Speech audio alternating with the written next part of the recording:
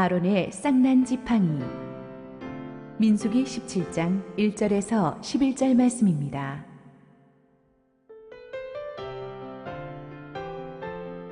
여호와께서 모세에게 말씀하여 이르시되, 너는 이스라엘 자손에게 말하여 그들 중에서 각 조상의 가문을 따라 지팡이 하나씩을 취하되, 곧 그들의 조상의 가문대로 그 모든 지휘관에게서 지팡이 12를 취하고 그 사람들의 이름을 각각 그 지팡이에 쓰되, 레위의 지팡이에는 아론의 이름을 쓰라.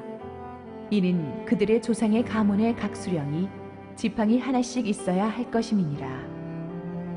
그 지팡이를 회막 안에서 내가 너희와 만나는 곳인 증거궤 앞에 두라. 내가 택한 자의 지팡이에는 싹이 나리니 이것으로 이스라엘 자손이 너희에게 대하여 원망하는 말을 내 앞에서 그치게 하리라. 모세가 이스라엘 자손에게 말하매 그들의 지휘관들이 각 지파대로 지팡이 하나씩을 그에게 주었으니 그 지팡이가 모두 12이라. 그 중에 아론의 지팡이가 있었더라. 모세가 그 지팡이들을 증거의 장막 안 여호와 앞에 두었더라. 이튿날 모세가 증거의 장막에 들어가 본즉 레위 집을 위하여 낸 아론의 지팡이에 우미 돋고 순이 나고 꽃이 피어서 살구 열매가 열렸더라. 모세가 그 지팡이 전부를 여호와 앞에서 이스라엘 모든 자손에게로 가져오매 그들이 보고 각각 자기 지팡이를 집어들었더라. 여호와께서 또 모세에게 이르시되, 아론의 지팡이는 증거궤 앞으로 도로 가져다가 거기 간직하여 반역한 자에 대한 표징이 되게 하여 그들로 내게 대한 원망을 그치고 죽지 않게 할지니라. 모세가 곧 그같이 하되 여호와께서 자기에게 명령하신 대로 하였더라. 우리 함께 기도하시고 하나님 말씀 보겠습니다. 사랑의 아버지, 부족한 죄인이 오늘도 은혜의 말씀을 들고 이 자리에 섰습니다. 저의 부족함은 하나님의 넉넉함으로 늘 가려주시니 감사합니다. 오늘도 주님의 말씀만을 선포해 주시옵소서. 예수님 이름으로 기도했습니다. 아멘. 전도주일과 우리 추수감사절 주제 설교를 하느라고 우리가 기적의 행군 민수기 강해 설교 시리즈를 2주 쉬었습니다.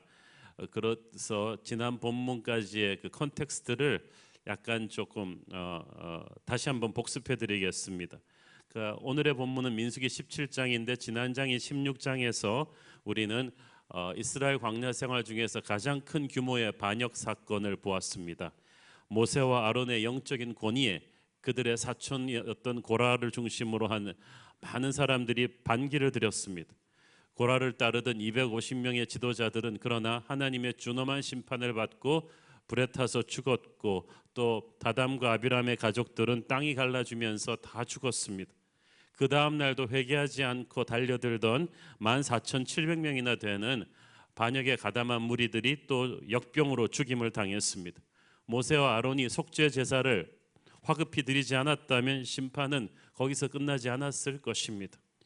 주동자들이 다 죽임을 당한 것으로 반역 사건은 일단 마무리된 것 같았지만 아직도 백성들 사이에는 그 후유증이 남아 있었습니다. 겉으로는 심판이 두려워서 아무 소리 못하면서도 속으로는 다 아론이 우리의 제사장이 될 자격이 있는가 하면서 아론의 영적인 권위에 도전하는 불만을 가진 사람들이 많았습니다. 한번 공동체가 시험에 들면 마귀를 통해서 뿌린 그 불신의 씨앗들이 쉽사리 사그라들지를 않습니다. 그래서 하나님께서는 그 심판의 그 AS 조치로, 후속 조치로 모든 사람들의 눈으로 과연 하나님이 선택한 지도자가 누구인지를 확인시켜 주기를 원하셨습니다. 그것으로 이 반역 사건의 이 마무리를 짓기 원하셨는데 그것이 오늘의 본문인 17장의 배경입니다. 1절 2절 읽으시겠습니다. 여호와께서 모세에게 말씀하여 이르시되, 너는 이스라엘 자손에게 말하여 그들 중에서 각 조상의 가문을 따라 지팡이 하나씩을 취하되 곧 그들의 조상의 가문대로 그 모든 지휘관에게서 지팡이 12를 취하고 그 사람들의 이름을 각각 그 지팡이에 쓰되. 이 12지파 지도자들의 지팡이를 다 가지고 오라고 하셨어요. 지팡이는 그 사람의 인격, 그 사람의 권위를 상징했습니다. 그걸 다 가지고 오라 그러시는 것은 하나님께서 너희들 앞에서 누구의 지팡이가, 누구의 영적인 권위가 진짜 하나님이 선택한 권위인지를 보여주겠다는 것입니다. 영적 지도자의 판단은 오직 하나님이 하시거든요. 3절 읽습니다. 레위의 지팡이에는 아론의 이름을 쓰라.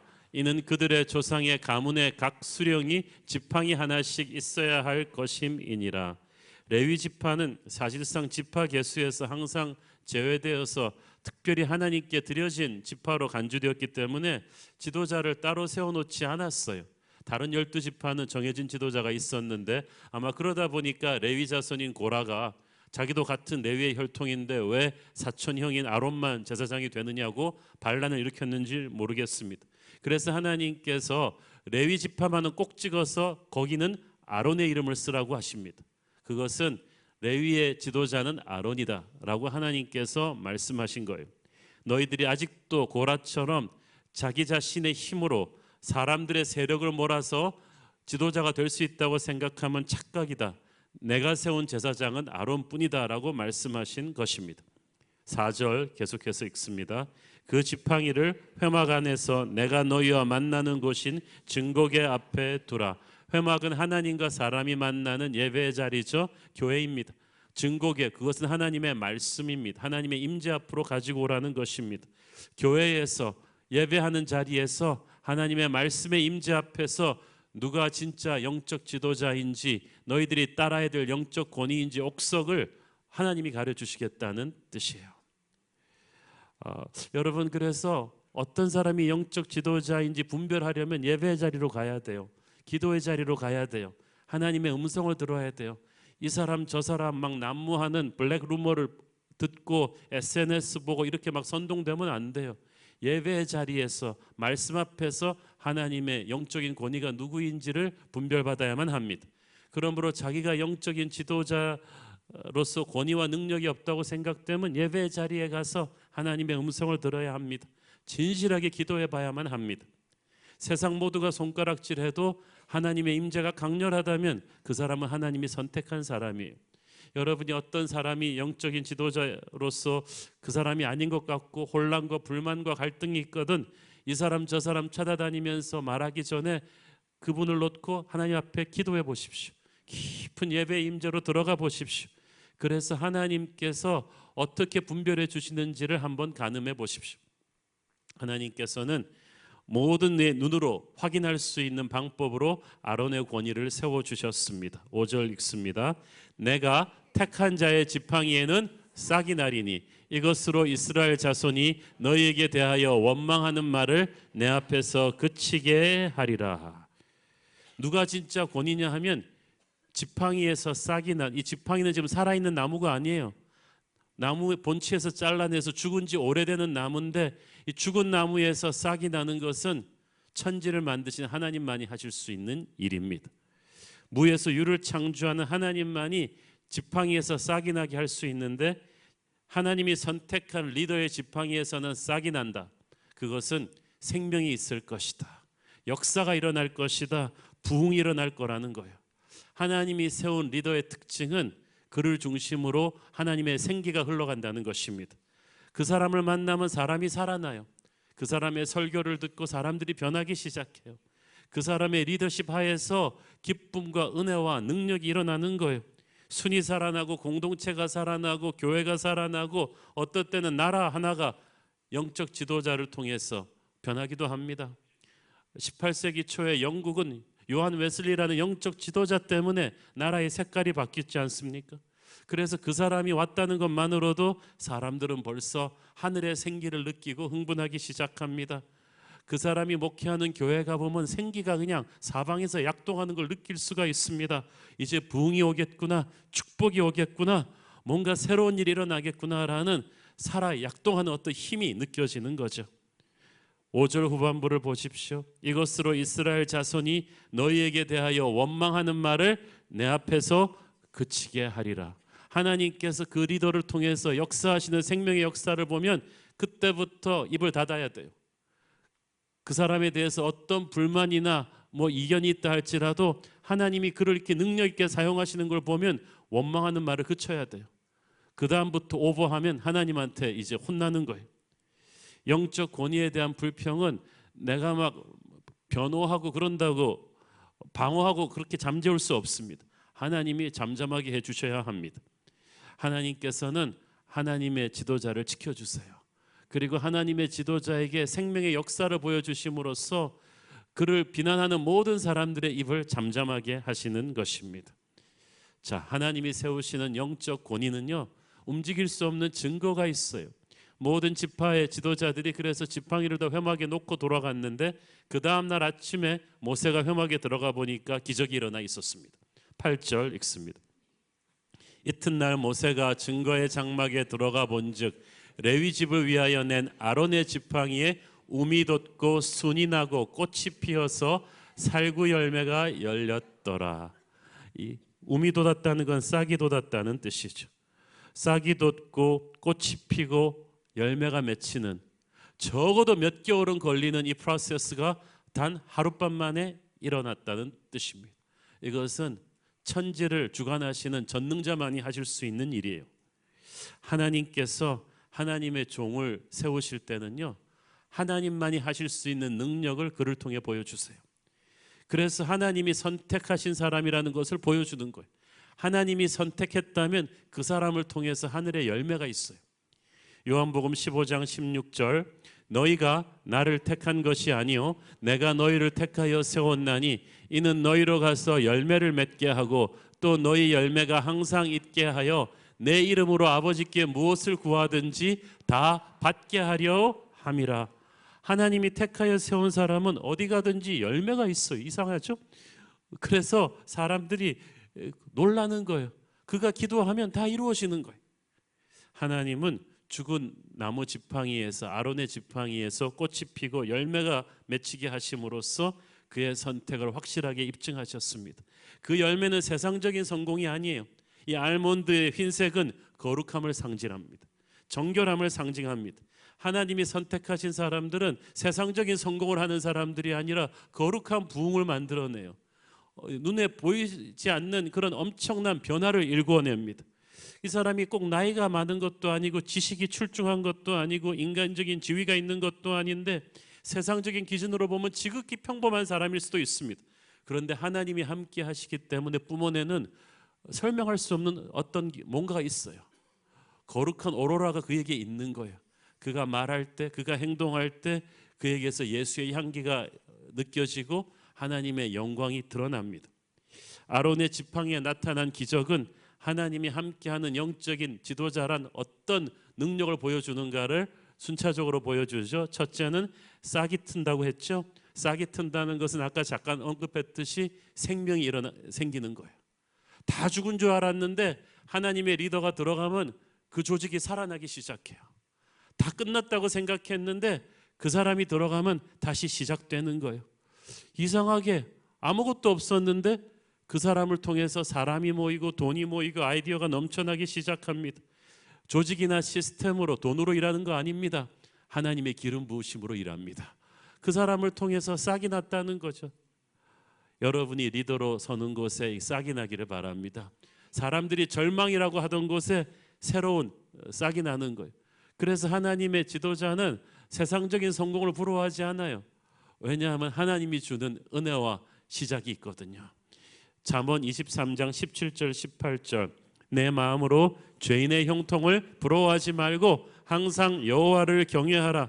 정령이 내 장래가 있겠고 내 소망이 끊어지지 아니하리라. 두 번째, 꽃이 피었다고 했어요. 알몬드 나무는 겨울이 지나고 첫 번째 깨어나는 과일나무입니다. 그러므로 아몬드 꽃이 피었다는 것은 겨울이 끝났다는 거예요. 봄의 전주곡입니다. 여러분이 아몬드 꽃처럼 겨울을 끝내는 사람 되기를 바랍니다. 우리를 거들떠보지도 않던 사람들이 이제 우리에게 존경과 경의를 표하게 됩니다. 아무도 우리를 무시하지 못하게 됩니다. 하나님이 세우신 지도자를 하나님이 높이 세워주실 때 전에 수치를 당하던 땅에서 칭찬과 명성을 얻게 되는 것입니다. 이사야서 60장 15절, 전에는 네가 버림을 당하며 미움을 당하였으므로 네게로 가는 자가 없었으나 이제는 내가 너를 영원한 아름다움과 대대의 기쁨이 되게 하리니. 여러분의 인생에 이제 겨울이 끝나고 꽃이 피기를 바랍니다. 전에는 여러분이 미움을 당하고 여러분을 사람들이 멀리했지만 이제는 아름다움과 기쁨의 꽃이 피어나는 인생이 된다는 거예요. 그것이 하나님이 세우는 리더를 통해 드러납니다. 세 번째로 열매가 맺히게 된다고 합니다. 여러분, 아무리 능력이 뛰어나고 노력을 많이 해도요, 열매가 별로 없는 사람들이 있어요. 희한하죠? 무슨 분야든지 보면은 될 것 같은데 안 되는 사람이 있고, 안 될 것 같은데 되는 사람들이 있어요. 열매가 맺혀요. 좋은 학벌, 좋은 부모 만난다고 다 잘 되면 얼마나 좋겠습니까? 그런데 꼭 그렇지 않아요. 영적 리더십도 그래요. 제가 아는 목사님 가운데 교회 성장에 대해서 박사학위 딴 분이 계신데 그렇게 교회 성장을 못 시켜요. 잘 안 돼요. 어떤 분은 부흥에 대해서 박사학위 땄는데 교회가 부흥이 안 돼요. 여러분, 성장에 대해서, 부흥에 대해서 박사하고 나서 그렇게 될 수 있다면 얼마나 좋겠어요. 공식대로라면 그렇게 돼야 되는데 꼭 그렇지가 않아요.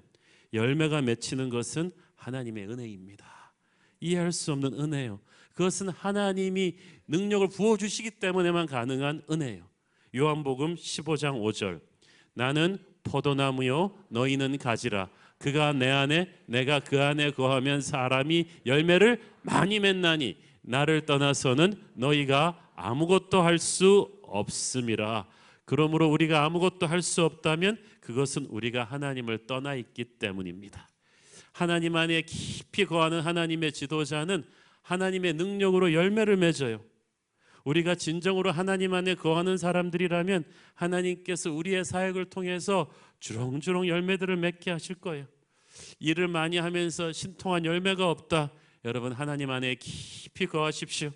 그러면 하나님께서 여러분을 통해서 열매를 맺게 하실 거예요. 사람들이 영적인 지도자를 평가할 때 너무 세상적인 눈으로 평가하는 경향이 있어요. 학벌이나 가문, 지식이 많은 사람들을 하나님이 쓰실 것이라고 생각들을 해요. 교회들이 다 우리는 사람의 눈이 아닌 하나님의 눈으로 이렇게 종을 세워야 된다고 하면서도 실제로 행하는 건 안 그렇더라고요. 제가 미국의 한 중형교회에서 건물도 있고 괜찮은 교회, 새 담임 목사님 청빙할 때 그 청빙 기준을 보니까 한국어 영어 다 능통해야 되고 미국의 유수신학교에서 박사학위 있어야 되고 뭐 이렇게 뭐 몇 가지 줄이 쫙 가 있어요. 제가 그걸 보면서 이거는 마치 좋은 회사에서 전문 경영인 구할 때 쓰는 스펙이랑 똑같지 않냐. 이러면 헤드헌팅 컴퍼니가 쓰는 기준이랑 교회가 쓰는 기준이랑 뭐가 다르겠는가. 정말 교회가 하나님의 종을 모실 때는 기도하면서 영적인 사람을 찾아야 돼요. 오히려 하나님이 쓰시는, 놀랍게 쓰시는 영적인 권위는 세상적인 선입관을 깨는 경우가 굉장히 많았습니다. 19세기 말에 미국이 낳은 세계적인 복음 전도자 D.L. 무디가 그랬죠. 무디는 인간적인 눈으로 볼 때 상당히 볼품없는 조건을 가진 사람이었습니다. 가난한 시카고 노동자의 가정에서 태어난 그는 4살 때 부친이 돌아가셨습니다. 그래서 집안이 너무 가난해서 재화점에서 일을 거들면서 구두를 수선하면서 먹고 사는 일에 매달리게 됩니다. 그래서 무디의 학력이라고는 지금의 초등학교 졸업장이 전부였습니다. 구두 수선을 하다가 주일학교 선생님 캠벨의 전도로 예수를 믿게 되고 그는 복음 전도자의 삶을 살게 되는데 워낙 이 학력이 짧다 보니까 이 영어가 고급 영어를 쓰지 못했어요. 그래서 무디의 영어는 발음과 문법과 철자가 자주 틀리는 경우가 많았다고 합니다. 한 번은 이 무디가 영국의 명문 케임브리지 대학에서 설교할 때 일입니다. 설교가 한참 중반부로 접어들 때부터 학생들이 막 박장대소를 하고 책상을 두드리고 휘파람을 불고 난리가 났습니다. 왜냐하면 무디의 영어 발음이나 문법 사용이 콧대 높은 케임브리지 엘리트들 보기에 너무 우스꽝스러웠기 때문이에요. 그래서 이 못된 케임브리지 학생들이 막 설교 도중에 웃고 휘파람을 불고 난리가 났습니다. 그래도 무디는 모욕을 참고 끈기 있게 말씀을 전했습니다. 설교가 끝난 후에 케임브리지 학생회장 한 사람이 무디에게 와서 종이 하나를 내밀었어요. 선생님이 오늘 설교하면서 얼마나 영어를 엉망으로 만들었는지 아십니까? 여기 오늘 설교에서 선생님이 틀린 영어 문법과 철자 목록입니다. 도움이 되실까 봐 이걸 준 거예요. 그러자 무디는 말했습니다. 예, 저는 많이 배우지 못해서 영어 문법과 철자가 많이 틀립니다. 그러나 저는 이 부족한 영어를 온전히 주님의 영광을 위해서 드렸습니다. 지난주에 수백 명의 사람들이 이 부족한 영어를 통해 그리스도께로 돌아왔습니다. 학생은 그 뛰어난 문법과 영어를 가지고 얼마나 많은 사람들을 그리스도께로 인도했나요? 그 완벽한 영어를 그리스도의 영광을 위해서 드렸나요? 충격을 받은 그 학생은 그 다음날 돌아와서 무디에게 정중히 사과했습니다. 케임브리지 대학교 분위기가 바뀌기 시작했습니다. 그 다음날 집회부터 또 그 다음날 집회부터 역사상 유례없는 영적 대각성 운동이 케임브리지에서 일어났고 수많은 엘리트 대학생들이 선교사로 헌신하는 역사가 있었다고 합니다. 무디는 40년 동안 미국과 영국에서 평생 100만이 넘는 사람들을 그리스도께로 인도했습니다.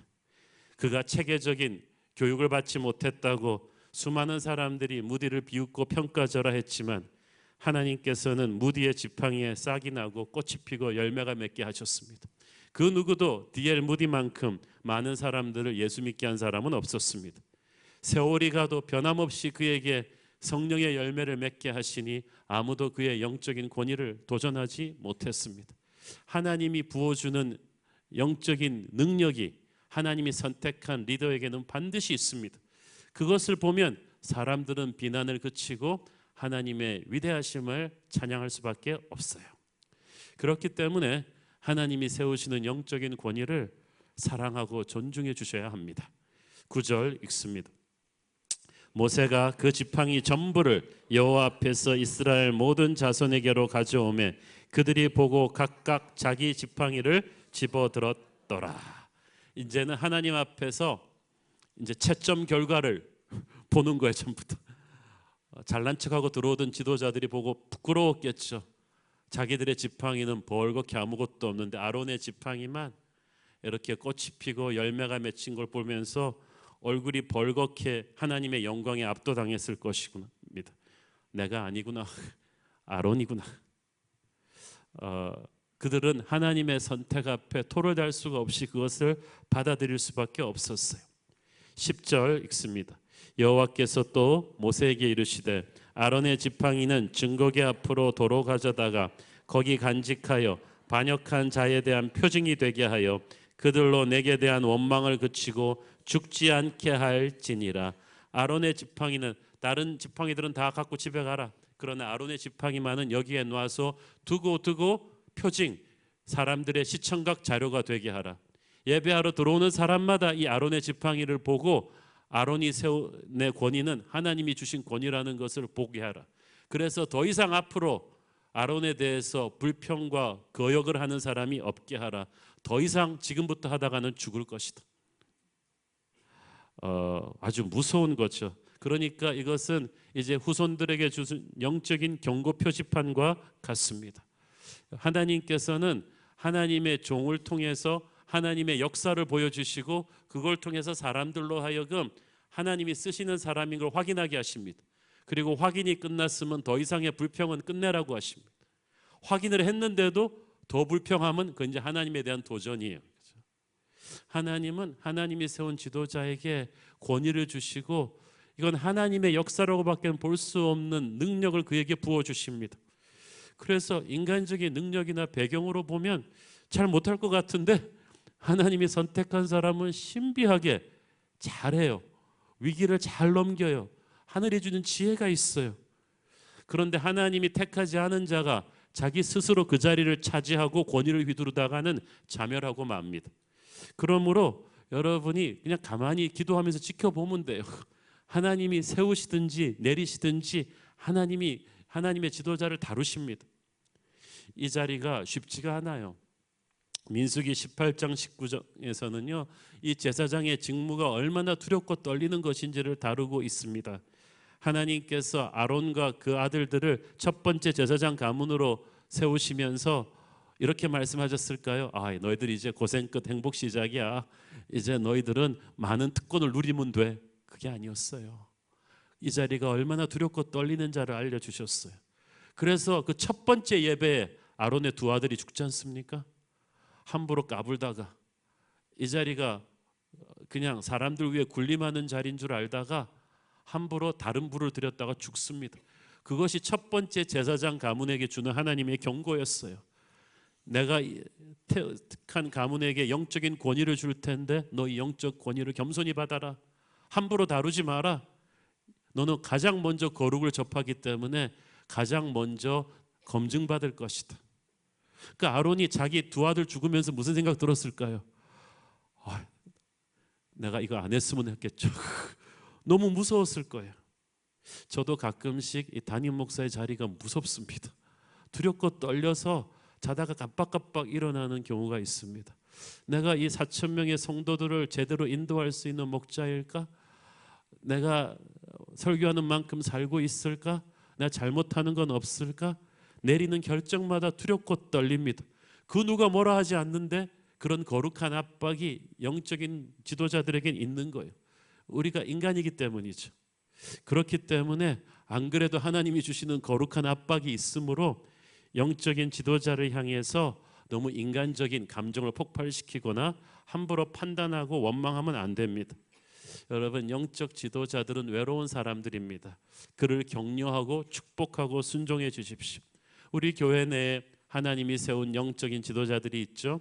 목사님들이 있고 장로님들이 있고 순장님들이 다 있습니다. 그들을 사랑하고 순종해 주십시오.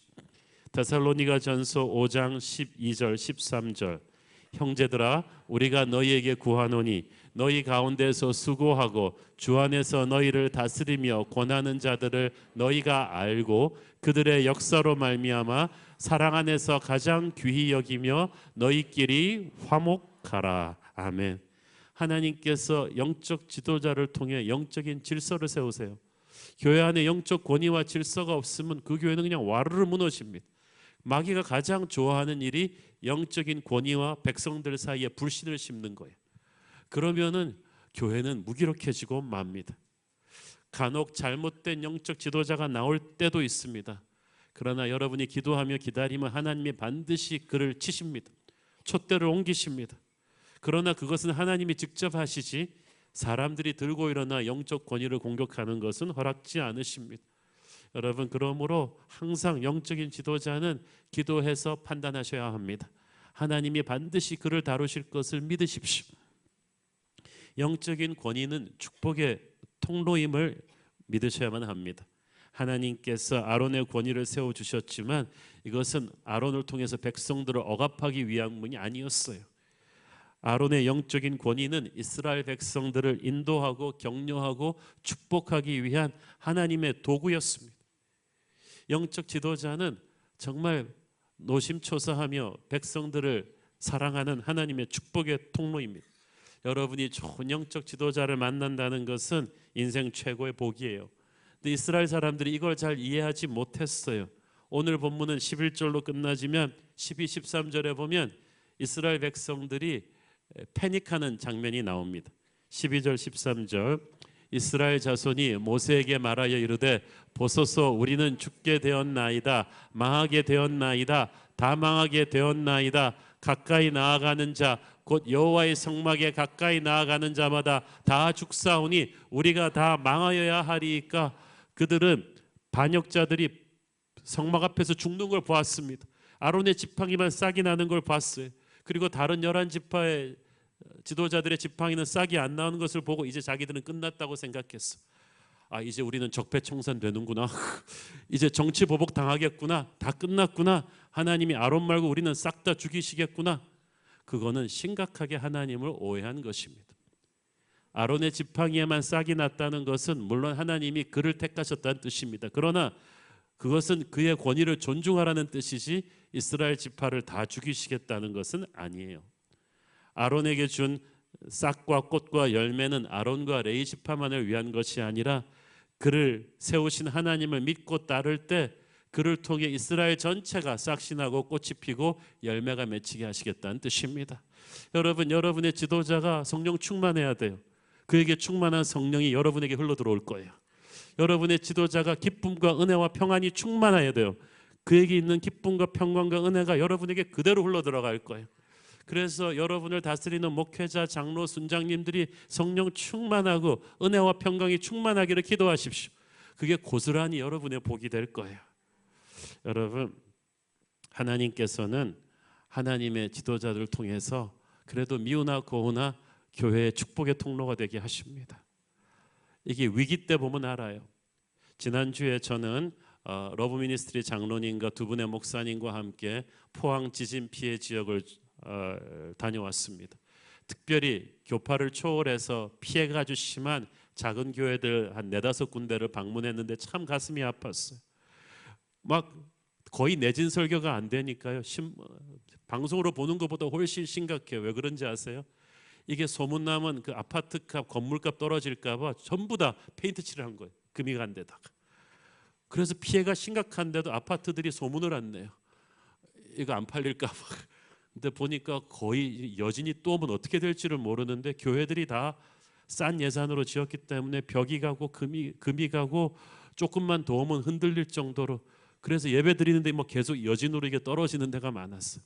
그러니까 살 수가 없어요. 왜냐하면 대부분 이 교회들이 가난하니까 목사님들 사택이 다 붙어 있어요. 지하에 있거나 2층에 있거나. 그런데 다 금이 가고 찬바람이 들어오고 이제 비가 오면 큰일이에요. 살 수가 없는 거예요. 그런데도 교인들이 불안해할까 봐 교회 근간데는 다 페인트 칠을 하고, 목사님들 중에는 장혜우 목사님도 계셨고 나이가 많은 사모님도 계셨는데 아이들은 찜질방 보내고 친척집 보내고 교인집에서 자고, 목사님 한 분은 봉고차에서 먹고 자면서도 계속 교회 나와서 닦고 쓸고 울면서 기도하고, 교인들은 겁나서 못 오는데 그 새벽기도 자리를 지키는 게 하나님의 종들이에요. 제가 그걸 보니까 야, 역시 주의 종은 주의 종이구나. 축복의 통로가 되겠구나. 그렇게 기도하는 영적인 권위가 있는 한 한국 교회는 미래가 있다. 그래서 하나님이 세운 사람들은 하나님이 지키는 특별한 은혜가 있습니다. 좋은 영적인 지도자와 함께 목양을 받는 것은 여러분 인생의 최고의 축복이 될 거예요. 지금은 아론 가문을 택하셨지만 하나님께서는 또 여호수아의 에브라임 가문을 그 다음 세대에 택해서 많이 쓰셨고, 또 갈렙의 유다 가문을 쓰시기도 하십니다. 하나님이 선택하는 사람들은 항상 옮겨가요. 그렇기 때문에 교만할 필요도 없고 열등감 가질 필요도 없어요. 그들이 위대해서 지도자로 택함 받은 것이 아니라 위대하신 하나님이 선택했기 때문에 위대해진 것입니다. 영적인 권위는 자기 욕심으로 가지는 게 아니라 오직 하나님만이 주실 수 있는 거예요. 그렇기 때문에 영적인 지도자든 자기에게 주어진 권위를 정말 겸손하고 지혜롭게 사용해야 합니다. 하나님께서 아론의 권위를 세워주셨지만 아론은 교만해서는 안 되었습니다. 아니, 교만하지 못했을 거예요. 자, 여러분 생각해 보세요. 아론이 자기 지팡이만 딱 싹이 나왔을 때, 그래서 다른 11지파들이 기가 팍 죽었을 때 어땠을까요? 봤지? 까불지 마 그냥 이제 다 죽었어 이랬을까요? 아니에요. 사실 같은 레위 지파 사촌 동생 고라가 사촌 형을 공격한 거잖아요, 아론을. 그런데 어떻게 그 고라가 그 많은 이스라엘의 이름난 지휘관 250명을 다 설득할 수 있었을까요? 분명히 아론이 자격이 없다는 것을 샅샅이 다 고발해서 선동했을 거예요. 아마 아론의 과거의 모든 실패와 약점에 대한 프로필을 고라는 갖고 있었을 거예요. 그러니까 선동이 되는 거예요. 근데 사실 성경에 나온 것만 해도요, 아론의 실패와 약점은 정말 기가 막힙니다. 오래전에 기억나시죠? 모세가 십계명 받으러 시내산에 들어간 사이에 대형 사고 쳤죠. 백성들의 압박에 못 이겨서 우리가 언제까지 모세를 기다리니까 금송아지 우상 만들어 주세요. 와 하고 압박하니까 아론이 그렇지 뭐 그리고 금송아지 우상 만들어 줬어요. 그러니까 이건 평생 아론을 따라다니는 수치스러운 레이블이에요. 저거 마음이 약해가지고 금송아지 우상도 만들어준 주제에 뭐 우리 제사장 하겠다고? 저런 사람을 어떻게 제사장 합니까 여러분? 하고 고라가 한번 쫙 SNS 돌리면 사람들이 그래 아론은 마음이 약해. 어떻게 저런 사람이 제사장이 돼? 그것뿐이 아니에요. 또 얼마 전에는 누이 미리암과 함께 모세의 권위에 도전했어요. 또 모세하고만 하나님이 말씀하셨나 하고 누나가 세게 치고 나가니까 아론도 그래 그런가 봐 하고 갔다가 하나님한테 박살이 났죠. 누나는 반란주동자, 누나는 즉시로 뭉둥병이 걸리고 어이없이 따라갔던 아론은 또 기가 팍 죽어가지고 그것도 아론을 따라다니는 빨간 딱지예요. 저거 형한테도 반기를 들고 자기도 반란을 들었던 사람이 그것뿐입니까? 얼마 뒤에 또 두 아들이, 첫째 아들 둘째 아들이 하나님 앞에 잘못된 불을 들여서 즉사합니다. 세 번째 딱지요. 저거 자식 교육을 어떻게 시키는 거야? 첫 번째 제사장, 두 번째 제사장, 첫째 둘째가 저 모양이니 아버지가 집에서 뭘 가르쳤겠어? 저런 집안에서 어떻게 제사장을 해?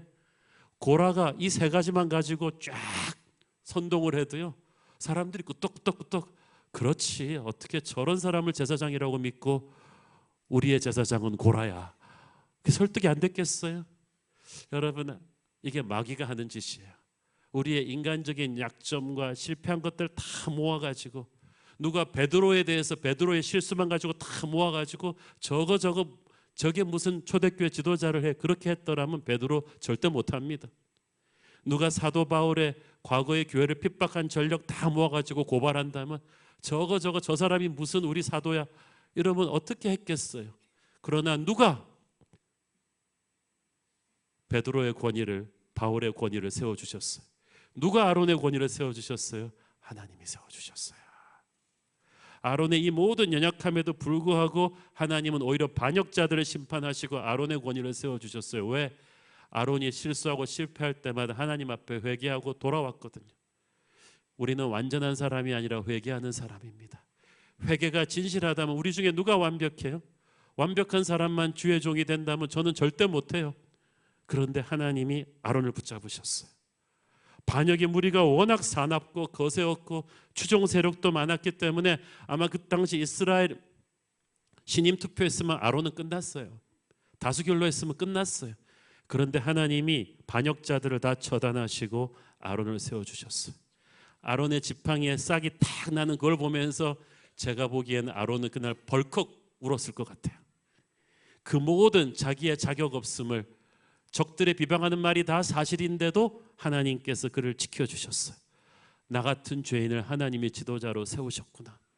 그는 눈물로 엎어졌을 것입니다. 그 사람은 그때부터 자기에게 주어진 영적 권위를 두렵고 떨리는 마음으로 평생 사용했을 것입니다. 아론 교만 못해요. 함부로 못 살아요. 부족한 자기를 잡아준 하나님의 은혜를 알기 때문입니다. 제가 그 아론 마음을 이해를 합니다.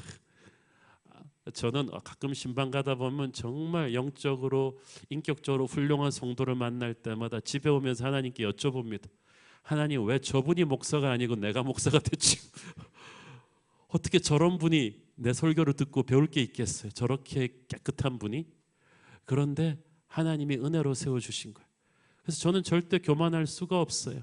항상 저는 기도의 자리에 엎드릴 때마다 꼭 내뱉는 말이 있습니다. 아무것도 아닌 한홍이를 붙잡아 주신 하나님의 은혜가 아니면 저는 이 자리에 설 수가 없습니다.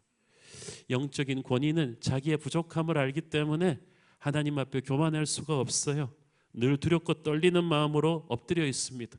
그러니까 그가 하나님 앞에 엎드려 있는 한 여러분은 그 권위를 존중해 주십시오. 그를 통해 하나님이 역사하기 때문이에요. 부족한 점이 있으면 기도해 주시고, 그래서 하나님이 세우신 종들의 권위가 존경받고 또 종들이 자신의 권위를 두렵고 떨리는 마음으로 기도하며 잘 사용하면 비로소 교회는 강한 영적 공동체가 될 것입니다.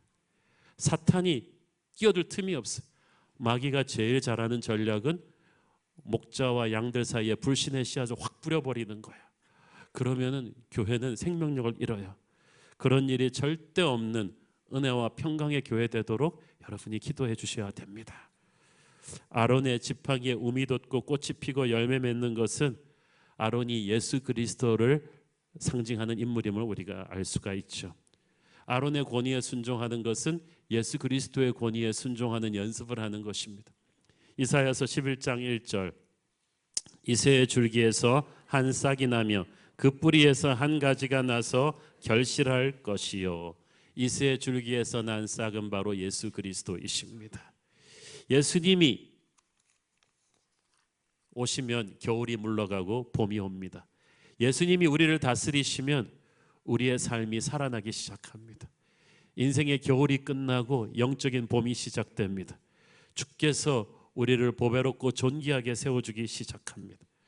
하나님이 세우신 지도자 아론을 제사장으로 세움으로써 백성은 하나님께 나아갈 수가 있었습니다. 이제 우리에게는 아론 대신 영원한 제사장이신 예수 그리스도가 계십니다. 그분을 통해서 우리는 담대히 은혜의 보좌 앞으로 나갑니다. 히브리서 4장 14절 그러므로 우리에게 큰 대제사장이 계시니 승천하시니 곧 하나님의 아들 예수시라 우리가 믿는 도리를 굳게 잡을지어다.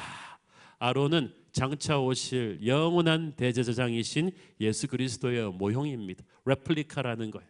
모형은 부족한 게 많아요. 그래도 참죠. 왜냐하면 실제를 상징적으로 보여주는 것일 뿐이니까. 모든 아론을 비롯한 모든 인간 리더들은 예수님의 모형이에요. 부족한 게 있어도 그냥 참아주세요. 우리는 예수님의 실체를 향해서 가리키는 존재들일 뿐이지 완벽하지 않아요. 하나님은 아론이 다스리는 게 아니고 아론을 통해서 주님이 다스리십니다. 그러므로 모든 눈에 보이는 영적 지도자들은 항상 예수님을 높여야만 합니다. 저의 자나깨나 고민은 그것입니다. 저의 사람이 아닌 예수님의 사람을 만들어야겠다는 생각, 설교에서 늘 예수님을 높여야겠다는 생각, 기도에서 늘 예수님을 높여야겠다는 생각, 모든 성도들이 주님을 사랑하게 해야겠다는 생각, 그것이 항상 제 마음속에 있습니다.